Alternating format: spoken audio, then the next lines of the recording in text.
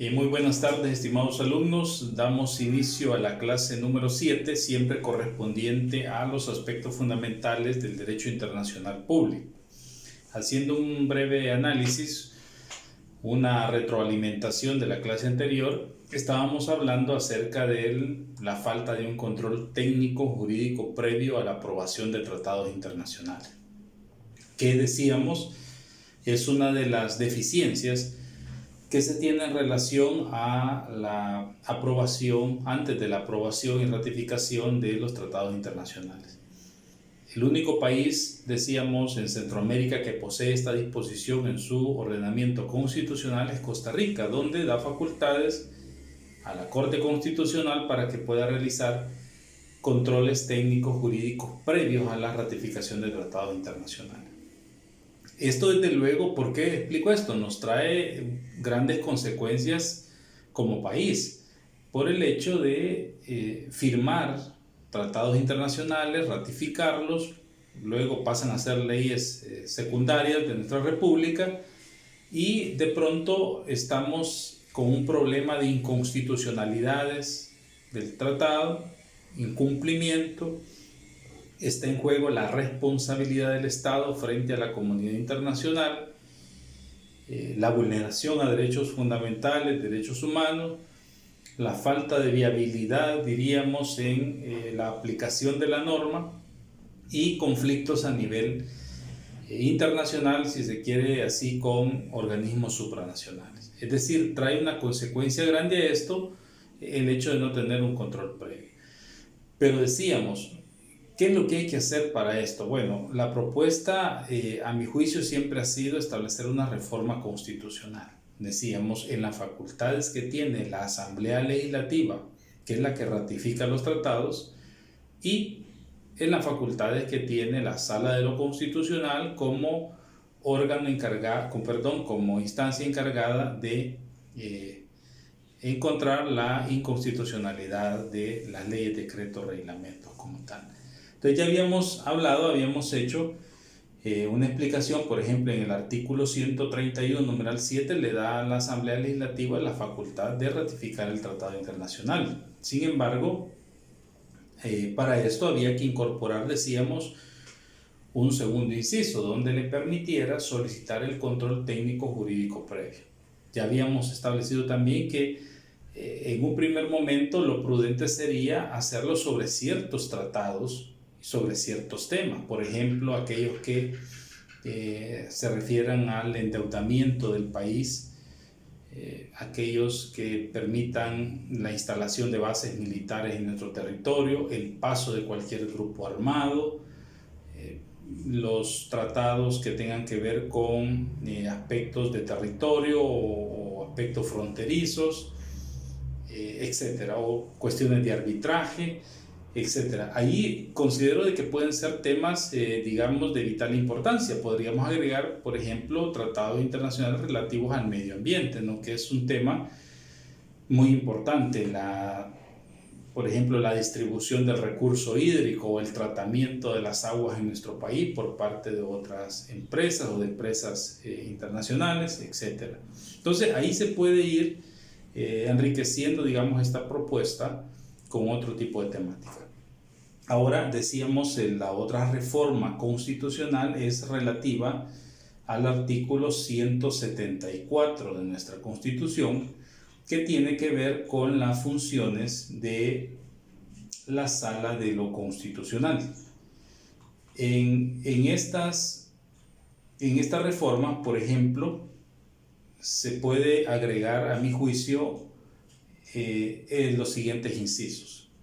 Dice el artículo 174, bueno, la Corte Suprema de Justicia tendrá una Sala de lo Constitucional a la cual corresponderá conocer y resolver las demandas de inconstitucionalidad de las leyes, decretos y reglamentos, los procesos de amparo, el habeas corpus, la controversia entre el órgano legislativo y ejecutivo, a que se refiere el artículo 138, y las causas mencionadas en la atribución séptima del artículo 182 de esta Constitución. Luego se le puede agregar el siguiente inciso, ¿no? Después de los que sí. Le corresponderá igualmente a la Sala de lo Constitucional el análisis de la constitucionalidad de los tratados, pactos, convenios, acuerdos, o según sea su denominación, en lo concerniente a lo establecido en el artículo 131 bis. Si ustedes se acuerdan, el 131 bis es el inciso que agregamos dentro de las facultades de la Asamblea Legislativa, donde decíamos que la Asamblea tendrá facultad de solicitar a la Sala Constitucional emita un dictamen técnico jurídico favorable previo a la ratificación de los tratados. Entonces, por eso es que menciono acá, según establecido en el artículo 131 bis. Dicho análisis, dice, consistirá en un estudio integral del contenido, dictaminando si es o no contrario a la Constitución, el cual será realizado en un plazo máximo de 60 días. El dictamen será de obligatorio cumplimiento. Inciso segundo, en caso de no emitir el dictamen en el plazo estipulado, se dará una prórroga de 10 días. Si no se cumple con el mismo, se considerará que el dictamen es desfavorable hasta que haya resolución expresa de lo contrario. Bien, aquí hay algunos puntos muy importantes a analizar. Por ejemplo, ¿por qué el plazo como tal? En un primer momento, allá cuando se hace la facultad, se le agrega la facultad a la Asamblea Legislativa de poder solicitar un control técnico jurídico, ahí se le puede agregar de que ese control técnico jurídico debe remitirse o debe solicitarse dentro de los 3 días posteriores a la toma de la decisión. Debe de solicitarse. Ese es un primer término que a mi juicio hay que colocarlo, que la Asamblea Legislativa tenga un término para pedir ese control técnico a la Sala de lo Constitucional. ¿Por qué razón? Si dejamos ese vacío, entonces caemos en el riesgo de que por el hecho de que no tenemos tiempo para enviarlo, la Asamblea, pues a conveniencia de los partidos políticos o de intereses económicos, pueden decir, bueno, que se engavete, que pase el tiempo y de aquí a 5, 6, 7 meses solicitamos un control técnico jurídico. Debe de ponérsele un plazo a la Asamblea Legislativa después de que se toma decisión de que se va a solicitar el control técnico para evitar esos retrasos o evitar, digamos, alguna mala actuación y frustrar la aprobación de una norma jurídica internacional. Si no se envía en esos 3 días la solicitud, entonces se deberá entender de que no hay interés en ratificar ese tratado internacional y por tanto pues se va a denegar. O sea, tendría que pasar a una sesión a que proceda su denegación como tal porque no hay ningún control técnico jurídico previo. Eso es en relación a el plazo que debe conllevar la petición de la Asamblea Legislativa. Pero también es importante que en la reforma del 174, donde le agregamos ya otra facultad a la Sala de lo Constitucional para que emite el dictamen técnico jurídico, ese dictamen también debe de tener un plazo. La reforma, yo no se lo coloqué acá, pero la reforma debe establecer un plazo. Y ese plazo, por ejemplo, puede ser de 60 días como tal. Dentro de un plazo, podría ser un plazo de 60 días considerando de que el tratado no tenga urgencia, desde luego, para ser aprobado. No acordemos, bueno, no tendría que tener urgencia en cuestiones, excepto en cuestiones de calamidad pública o de desastre nacional, etcétera, de una emergencia tal vez como la que hemos tenido actualmente del COVID-19, que ante esto que surgiera, por ejemplo, han surgido, préstamos, no tratados internacionales con otros estados, tal vez de donaciones bajo alguna condición, etcétera, pero pudiera darse ante una emergencia eso, pero un plazo de 60 días es razonable para que la sala pueda dictaminar si es constitucional o no es constitucional el tratado que se pretende aprobar. Podrían ser 30 días también, según eso está en discusión. Ahora, ¿qué pasaría, por ejemplo, si la sala, dentro del plazo que se le ha establecido, fueran 30 o 60 días, no emite una resolución? Si no le emite, se puede considerar todavía una prórroga de unos 10 días más. Podría considerarse dentro de la norma una prórroga. En caso de haber agotado el plazo estipulado para remitir el control técnico jurídico previo, y no existiendo pues se podrá prorrogar por 10 días más ese dictamen, la espera de ese dictamen. Se puede establecer una prórroga de 10, pero ¿qué pasa si pasada la prórroga no hay dictamen todavía? Lo más recomendable es tener por un dictamen favorable. Tácitamente estaríamos hablando de un dictamen favorable y lo puede expresar la norma, que se entenderá el silencio de la Sala de lo Constitucional como un dictamen desfavorable. En tanto, no podrá ratificarse bajo ningún concepto ese tratado internacional. Digo bajo ningún concepto porque puede darse el caso de que haya dictamen. Si haya dictamen en el plazo de dentro de los 60 días o dentro de los 10 días de prórroga y ese dictamen sea desfavorable por parte de la Sala de lo Constitucional. En ese caso hay dos vías. Uno, como es desfavorable, no lo ratificamos. Y la otra vía que podemos tomar, como es desfavorable, lo ratificamos, pero con las reservas del caso, es decir, establecer las reservas claras sobre los artículos que la sala ha señalado que adolecen de inconstitucionalidad y por tanto esas reservas no pasarán a ser parte de nuestra legislación como tal. Eso lo sustenta, y lo vamos a ver más adelante, la Convención de Viena sobre el derecho a los tratados, específicamente en el capítulo de la reserva, donde dice que toda reserva, todo artículo que algún estado haya reservado, pues no se tendrá por una disposición dentro de su organismo interno como tal.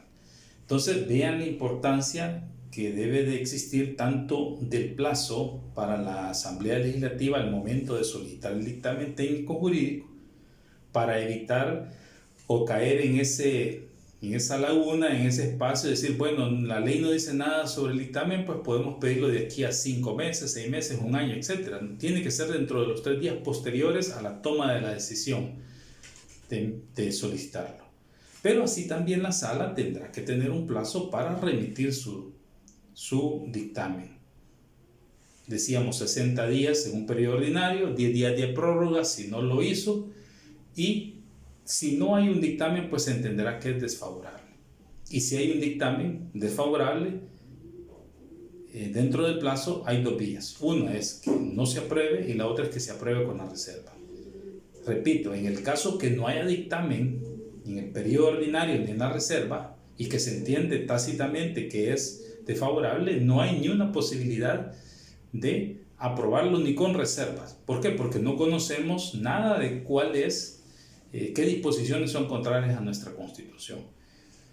Entonces, esa es la importancia de los plazos que deben de tener estas instituciones para que pueda resolverse esto de la mejor manera. Otro detalle importante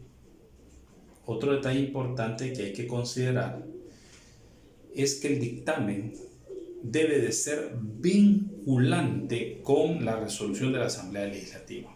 Eso debe estar claro dentro de la norma constitucional. Ante la creación o el paso a formar parte ya de nuestra legislación interna, un tratado internacional, no nos podemos dar el lujo de que sea un mero recomendable o un mero análisis el que haga la Sala de lo Constitucional para la Asamblea Legislativa y decir, bueno, a criterio de la Sala se considera que esto es inconstitucional, pero ustedes pueden hacer una interpretación más extensiva y aprobarlo en algún momento. No obstante, eso no pudiera pasar de ninguna manera. Tiene que ser vinculante ese dictamen, y si la Sala de lo Constitucional establece que el tratado es...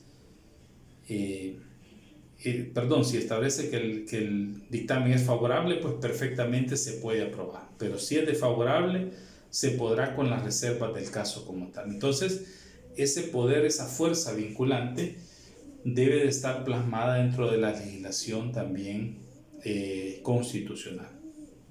Otro aspecto importante es establecer,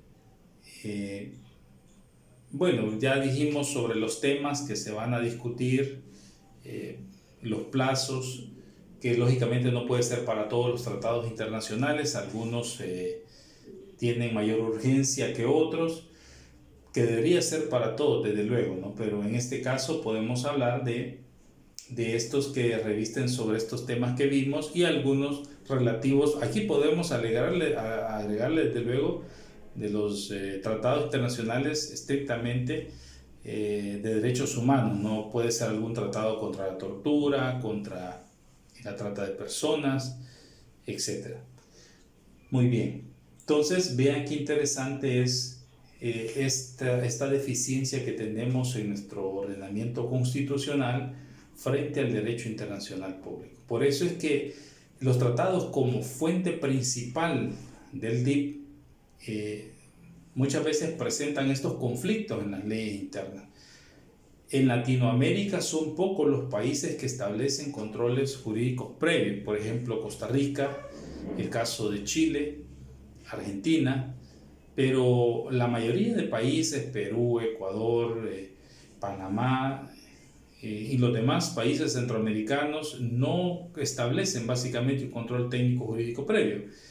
Pueden ser por razones meramente políticas o de lo que sea, pero es lo que hace falta, diríamos, como complemento a que caigamos en muchas inconstitucionalidades de la norma jurídica internacional. Bien, entonces, respecto a los tratados internacionales también, después de haber explicado esto, hay otros aspectos importantes. Fíjense bien. La Convención de Viena sobre el Derecho a los Tratados, que es el tratado que da los lineamientos para crear esta fuente, básicamente se inspira en la codificación del derecho internacional público, que viene dada desde la Carta de las Naciones Unidas. Cuando veamos el estatuto de la Carta de las Naciones Unidas, en los considerandos se establece, por ejemplo, que las altas partes contratantes, considerando que la codificación es importante del derecho internacional público, ese mismo considerando retoma también la Convención de Viena. Y por ello acá establece cuáles son los términos empleados o cómo se va a entender los términos del tratado respecto a esta convención. Y hay un aspecto importante que quiero resaltar. Por ejemplo, dice el artículo 1: la presente convención se aplica a los tratados entre estados. La presente convención se aplica a los tratados entre estados. Entonces, debe entenderse de que esto únicamente se va a aplicar a los tratados generados entre estados, no entre organismos internacionales o organismos supranacionales o tribunales de justicia internacional. Dice el artículo 2: para los efectos de la presente convención, se entiende por tratado un acuerdo internacional celebrado por escrito entre estados y regido por el derecho internacional. Fíjense bien, tratado, un acuerdo internacional celebrado por escrito entre estados y regido por el derecho internacional, ya conste en un instrumento único o en dos o más instrumentos conexos y cualquiera que sea su denominación en particular. Cualquiera que sea su denominación en particular.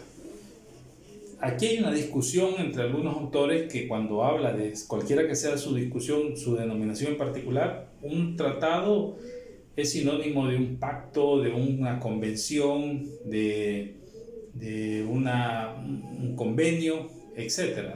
Hay otros que hacen ciertas clasificaciones, como por ejemplo decir, mire, un tratado es un acuerdo entre uno o varios estados que puede darse mediante las negociaciones entre sus representantes desde su estado hasta el otro estado. Cuando hablan de convención, hablan de los instrumentos jurídicos surgidos de los encuentros entre varios mandatarios.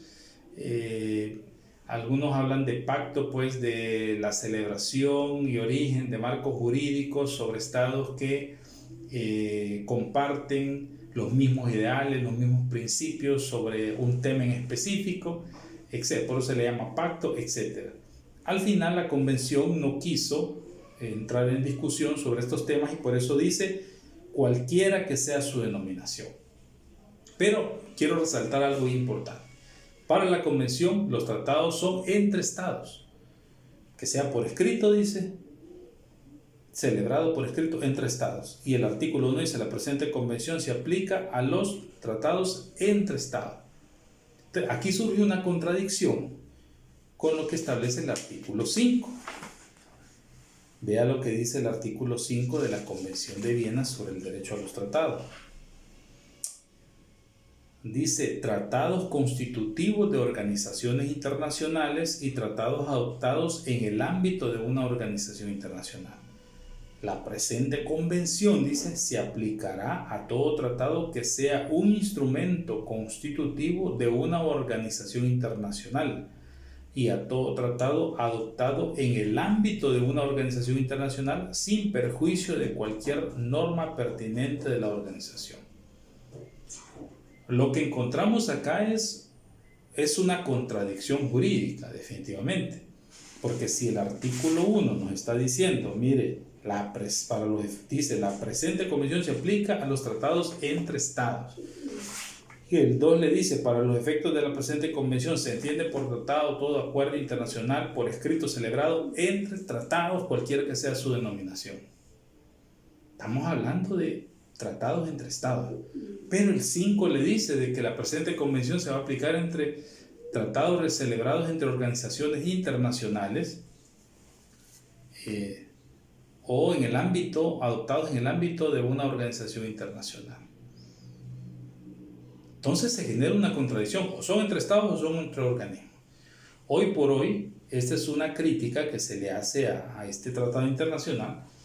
Hoy por hoy los tratados, las organizaciones internacionales también echan mano de las disposiciones de esta convención para poder celebrar algún tipo de tratado internacional, algún tipo de tratado de cooperación.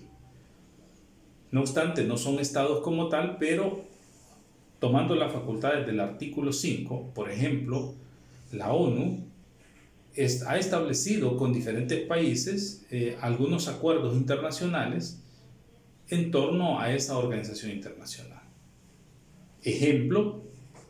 Por ejemplo, cuando El Salvador envía tropas a Irak, a Irán, a parte del Medio Oriente, a hacer misiones de paz encomendadas por la ONU, eso es parte de un acuerdo internacional al que se llega. Entonces, vean qué interesante esto de respecto a los tratados internacionales que pueden establecerse con respecto a la Convención de Viena sobre el derecho a los tratados. Hay otro aspecto muy interesante que quiero verlo con ustedes sobre quienes tienen capacidad para celebrar tratados internacionales, quienes tienen la capacidad para celebrar o para empezar a negociar. Fíjense, cuando la ley habla de la capacidad de los estados para celebrar tratados, no precisamente estamos hablando de aquella persona que tiene capacidad para firmar un tratado, para negociar, para aprobar ya un tratado como tal y que este pase a la Asamblea Legislativa, digamos, o a los parlamentos o a los congresos para que sean ratificados. La Convención de Viena acá lo que se refiere es a todos aquellos representantes del Estado que por su investidura, su función, su vínculo con el Estado, pero con íntima relación, valga la redundancia, en relaciones internacionales, que su cargo está ahí con íntima relación de los asuntos internacionales, es que a estos la Convención de Viena les da esa facultad. Por ejemplo, dice el artículo 7, plenos poderes para la adopción o la autenticación del texto de un tratado o para manifestar el consentimiento del Estado en obligarse por un tratado, se considerará que una persona representa a un Estado, si presenta los adecuados plenos poderes. Bueno, esta es la forma más normal, diríamos, aquel que tiene facultades, tal vez por un decreto ejecutivo, por una orden ejecutiva, donde delega a una persona. encargada, por ejemplo, el presidente encargado de dirigir las relaciones internacionales delega al ministro de Relaciones Internacionales para que pueda empezar a negociar, a platicar, a formular, a revisar, a estructurar, a codificar normas jurídicas y luego presentarlas a su revisión, etc. Y empieza todo el proceso. Da una credencial como tal, lo puede hacer. 2 dice, si se deduce de la práctica seguida por los estados interesados o de otras circunstancias, que la intención de esos estados ha sido considerar a esa persona representante del estado para esos efectos y prescindir de la presentación de plenos poderes. Claro, generalmente cuando hay delegados en organismos internacionales, delegados como en la Organización de las Naciones Unidas, en el Consejo de Seguridad, otras instituciones que puedan permitir algún tipo de delegación de plenipotenciarios, esas personas generalmente se consideran que son aptas o tienen la facultad de poder negociar hasta cierto punto un tratado internacional. Pueden participar, aportar, ir estructurando a modo de ir generando, digamos, como un proyecto de norma jurídica internacional que luego será revisado por la presidencia y pasará al Congreso para todo el trámite de ley. Pero a esto se refiere la convención como tal. Y dice para prescindir de la presentación de plenos poderes. Dice, en virtud de sus funciones, 2, dice, en virtud de sus funciones y sin tener que presentar plenos poderes, se considerará que representan a su Estado los jefes de Estado, los jefes de gobierno, ministros de Relaciones Exteriores para la ejecución de todos los actos relativos a la celebración de un tratado, los jefes de misiones diplomáticas para la adopción del texto de un tratado entre el Estado acreditante y el Estado ante el cual se encuentran acreditados. Estamos hablando de los embajadores o de los cónsules, pero principalmente de los embajadores, que tienen mayores facultades que los consulados. Los consulados básicamente se encargan de la política gubernamental relativa a los ciudadanos que se encuentran dentro de ese territorio. Por ejemplo, un cónsul en Estados Unidos, un cónsul en Houston, por ejemplo, en Los Ángeles, se encarga de actividades relacionadas a la situación migratoria de nuestros connacionales, a algunos servicios que puede dar el consulado, el notariado, partidas de nacimiento, divorcio, matrimonio, etc. Pero la embajada básicamente es la que se encarga de esto, de generar más actividades a nivel gubernamental respecto a los tratados internacionales. Y los representantes acreditados por los estados, dice, ante una conferencia internacional o ante una organización internacional o uno de sus órganos para la adopción del texto de un tratado en tal conferencia o organización o gobierno.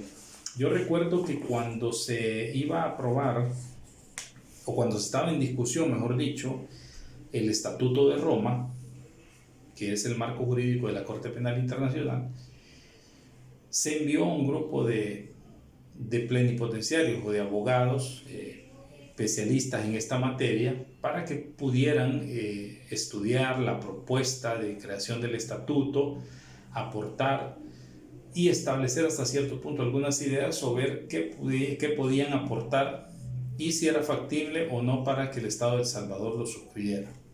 En aquel momento, nuestros representantes, pues por lo que se conoció de los informes y de las noticias, no tuvieron el valor de establecer o de comprometer a El Salvador. Desde luego no iban a quedar aprobado desde ahí el tratado como tal. El Salvador no iba a quedar suscrito, tenía que pasar por el proceso de ratificación de la Asamblea Legislativa, pero no tuvieron, digamos, el valor para poder establecer alguna directriz o establecer que si el tratado convenía o no convenía a El Salvador. Establecieron 4 causales, ¿no?, que ya las he comentado en otro momento, pero vale la pena mencionar. Por ejemplo, decía, mire, el estatuto considera las penas perpetuas y en El Salvador no hay penas perpetuas, cosa que es discutible, ¿no? Decía, por ejemplo, habla de quitar los fueros o los privilegios a los funcionarios que cometan delito, y El Salvador establece un procedimiento especial como tal. Acordémonos que el estatuto estaba hablando de delitos de lesa humanidad, de agresión, de genocidio, etc. son delitos relacionados también con estados de guerra y otros como tal. Y en ese sentido, pues, hubieron una serie de discrepancias, pero en este caso a estas personas también se le consideró como representantes del Estado, según la Convención de Viena para el Derecho a los Tratados. Bien, nos vamos a quedar hasta acá y continuamos en la siguiente clase.